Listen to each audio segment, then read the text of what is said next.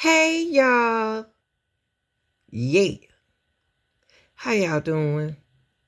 But look, y'all, I want to get into Gary Jones. Gary Jones was a Westminster coach that teaches at Westminster, and they're still searching for his body in the late Oconee River. Lake, I'm sorry. And the search continues. Um, So what they did, y'all, they still searching for him out there in the water. I want to know from you all, do y'all believe he's out there in the lake? I believe he's out there, y'all. I believe his body is there. I do.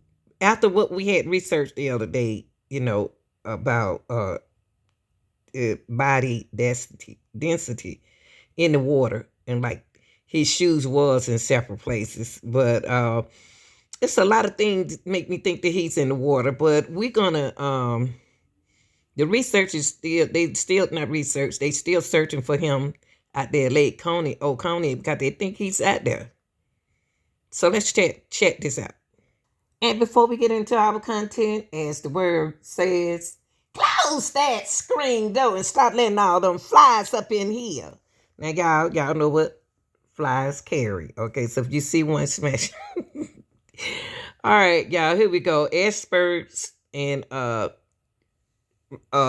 teams from Wisconsin aiding in searching for the educator in Lake Oconee. Yeah, that is so nice. But let's listen to this. The search for a missing Atlanta coach and teacher continue on Lake Oconee with a specialized dive team from Wisconsin joining that effort. Gary Jones and Joycelyn Wilson set out on his small John boat on February 8th, celebrating Jones's 50th birthday. Wilson's body was found the next day floating in the water, but Jones's body has yet to be found. 11 Live's Karis Belger spent the day at the lake. We are a carbon base made up of water, and we're looking for a carbon base made up of water. In a carbon base made up of water. 1 month after Gary Jones and his fiancée Jocelyn Wilson disappeared while boating on Lake Oconee, Buck Buchanan joined the volunteer search team this weekend as they scoured the water looking for Jones's body. It's an all-out effort, and I don't think anybody's not doing something. It's just that it's a lot to do. And while Wilson's remains were found right away, the search for Jones has stretched on for weeks, with crews now focusing on a 3-mile area.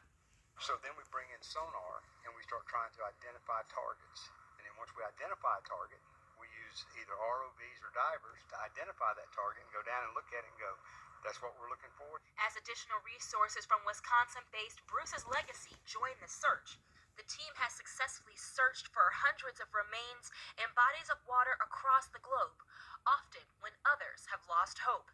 And Buchanan says this search is not unlike those he's seen before. Believe it or not, this may look atypical, but this is a typical large body of water search. Jones and Wilson were last seen getting onto a small pontoon boat on February 9th.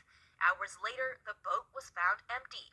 The lake's murky waters make an already arduous search even more treacherous. You're out there and you've got your light, and you can see a cone in front of you about this big, and you turn right here, and oh, there's a tree.